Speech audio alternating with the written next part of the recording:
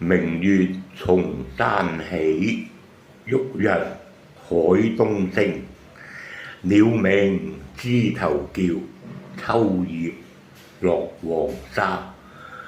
晨霧罩雲海，魚猿見落花。兵衛門外立，龍椅坐孤家。爭燭弦樂奏，美人舞輕紗。少少想起即係古時帝王之家，即係寫下啲情景嘅，即係啱啱起身嘅，即係發完夢啦，而家你啱啱起身。